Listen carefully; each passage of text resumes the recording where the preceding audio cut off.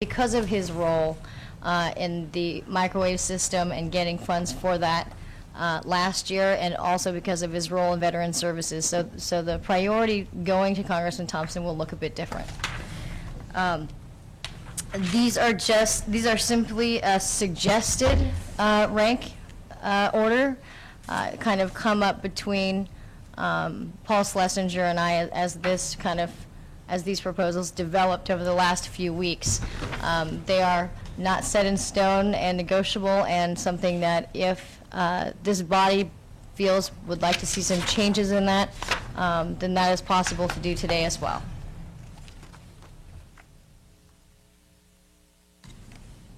Supervisor McCowan. Mr. Chair, I think this has been extensively reviewed by staff, and the General Government Committee has reviewed it and is recommending it to us, I believe, for approval. So I think we should just move this along, and I'll make the recommended action. I'll second. Second, we're going to go to Supervisor Smith. Thank you very much. As a member of the committee, I'm very familiar with the amount of time that Lisa has put into this and extensive emails, and she just had to get up to speed very quickly on the federal side of things. She has quite a bit of experience on state legislation, but not federal.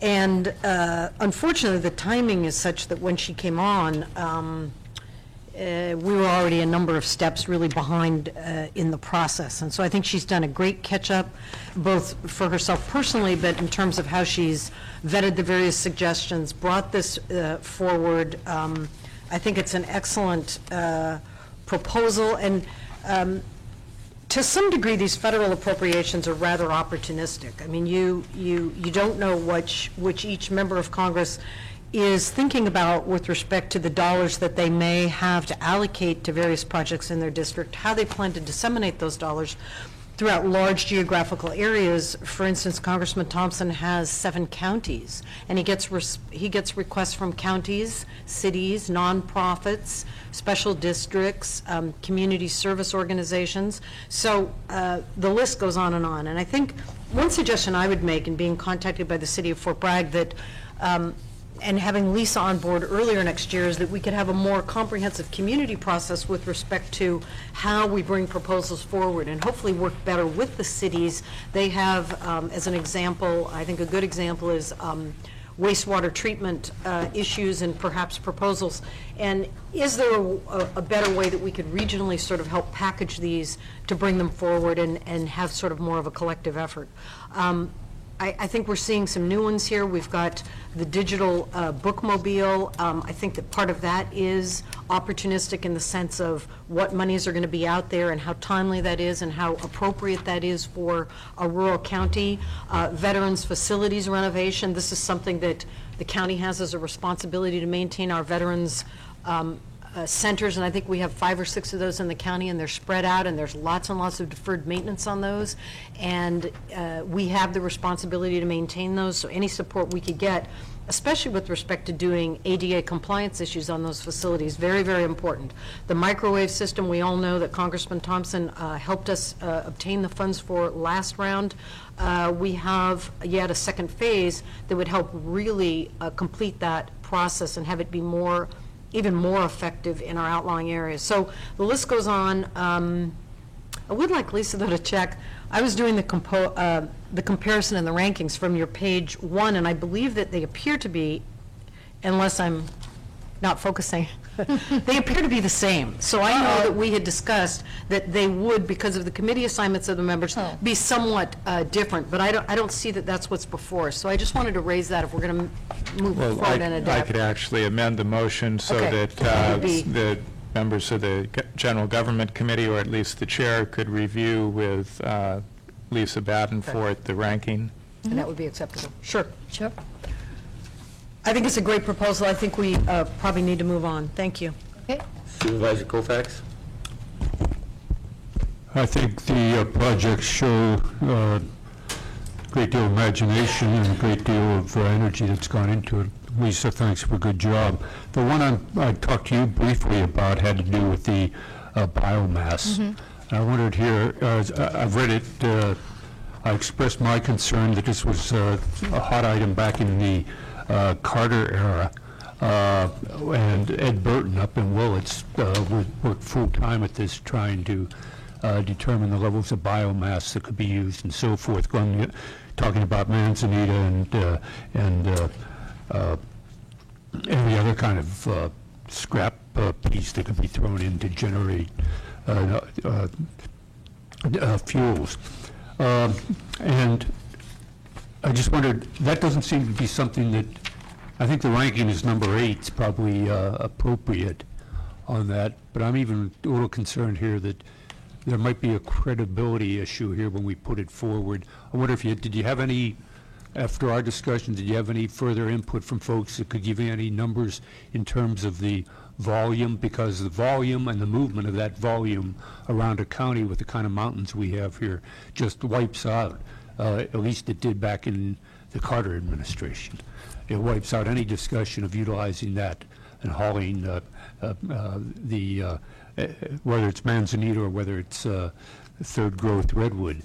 The question I have is, did you get any information that could kind of flesh this out a little bit? Because despite all of his efforts, Ed Burton did not, he invented a lot and he did a lot, but this was one that really never took off. Well, I think that as I've been able to kind of working with Steve in the executive office, who is our analyst in economic development and CDBG, and what he and I have been talking about over the past week with it is that it started, we wanted to make sure that it didn't become that that this proposal was intending to fund a certain group, because from what I have found, there are several kind of different groups throughout the county that are at varying levels of organization, pretty much. And so for your question in specifics on amount and loads and ability and travel and those kinds of things, I don't have those. What I did do instead, because it's just so conceptual, it's a very conceptual proposal, there isn't a lot of kind of, we're going to take this money and do A, B, and C.